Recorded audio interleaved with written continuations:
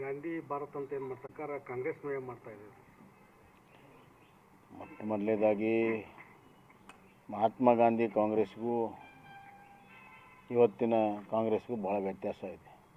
ಅಸಲಿ ಕಾಂಗ್ರೆಸ್ಸು ನಕಲಿ ಕಾಂಗ್ರೆಸ್ಗೆ ಭಾಳ ವ್ಯತ್ಯಾಸ ಇದೆ. ಅದರ ತತ್ವ ಆದರ್ಶಗಳ ತದ್ವಿರುದ್ಧವಾಗಿ ಇವರು ನಡ್ಕೊಳ್ತಾ ಇದ್ದಾರೆ. ಕರ್ನಾಟಕ ರಾಜ್ಯದ ಆಡಳಿತವೇ ಅದಕ್ಕೆ ಸಾಕ್ಷಿ. ಸಂವಿಧಾನದಲ್ಲಿ ನಂಬಿಕೆ ಇಲ್ಲ, ಅಂಬೇಡ್ಕರ್ ಬಗ್ಗೆ ವಿಶ್ವಾಸ ಇಲ್ಲ, ಕಾನೂನು ರೀತಿಯಲ್ಲಿ ಆಡಳಿತ ಇಲ್ಲ. ಕಾನೂನು ಸುವ್ಯವಸ್ಥೆ ಹದಗೆಡದಿಂದ ಹಿಡಿದು ಎಲ್ಲ ಇಲಾಖೆಯಲ್ಲಿ ಎಲ್ಲ ನಿಗಮಗಳಲ್ಲಿ ಇವತ್ತು ಭ್ರಷ್ಟಾಚಾರ ಆಗ್ತಿರುವಂಥದ್ದು ನೋಡ್ತಾ ಇದ್ದೇವೆ. ಯಾವ ದೀನರ ಬಡವರ ಹೆಸರಿನಲ್ಲಿ ಇವರು ಮತ ಪಡ್ಕೊಂಡಿದ್ದಾರೆ, ಅವರಿಗೆ ಒದಗಿಸಿರುವ ಅನುದಾನವನ್ನೇ ಇವತ್ತು ಭ್ರಷ್ಟಾಚಾರದಲ್ಲಿ ಇವತ್ತು ಆ ನಿಗಮಗಳು ಮುಳುಗಿರೋದು ನೋಡಿದ್ರೆ ಇವತ್ತು SC/ST ಸಮುದಾಯಕ್ಕೆ ಇವತ್ತು ಭಾಳ ದೊಡ್ಡ ಅನ್ಯಾಯ ಈ ಸರ್ಕಾರದಿಂದ ಆಗ್ತಾಯಿದೆ.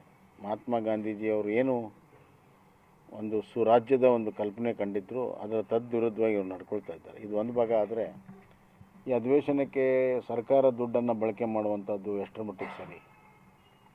ಸಿದ್ದರಾಮಯ್ಯ ಅವರು 15 ಸತಿನೋ 16 ಸತಿನೋ ಬಜೆಟ್ ಮಂಡನೆ ಮಾಡಿ ಅಂತ ಹೇಳ್ಕೊತಾರೆ. ಯಾವ ಹೆಡ್ಡಿನಲ್ಲಿ ಇದಕ್ಕೆ ಒದಗಿಸಿದ್ರು ಹಣ, ಈಗ ಹೆಂಗೆ ಬಿಡುಗಡೆ ಮಾಡಿದರು,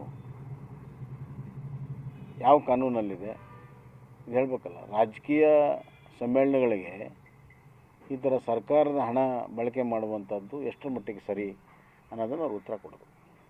ಗಾಂಧೀಜಿಯವ್ರ ಹೆಸರಲ್ಲಿ ಸಮಾವೇಶ ಮಾಡ್ತಾ ಇದ್ದಾರೆ, ಅವ್ರು ಒಂದು ಬ್ಯಾನರ್ ಬಾವುಟ ಕೂಡ ಹಾಕಿಲ್ಲ ಸರ್, ಇವರೇ ದೊಡ್ಡ ದೊಡ್ಡ ಕಟೌಟ್ ಹಾಕೊಂಡಿದ್ದಾರೆ. ಅದೇ ಹೇಳಿದ್ನಲ್ಲ, ಮಹಾತ್ಮ ಗಾಂಧೀಜಿನ ಮರೆತು ಭಾಳ ದಿವಸ ಆಗಿದೆ ಅವರು.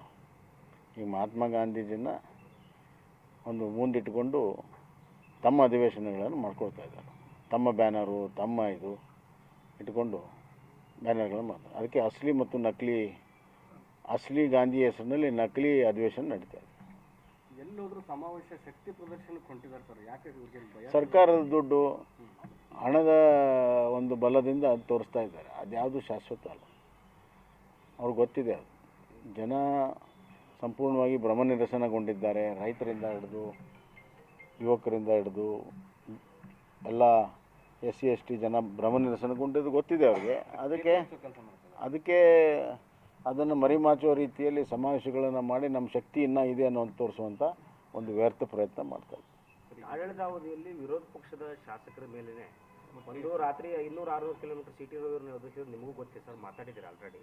ಈಗ ಮುನಿರತ್ನ ಅವರ ತಲೆಗೆ ಮೊಟ್ಟೆ ಹೊಡೆಯುವಂಥ ಪ್ರಯತ್ನ ಕೂಡ, ಅದು ಪ್ರಚೋದನ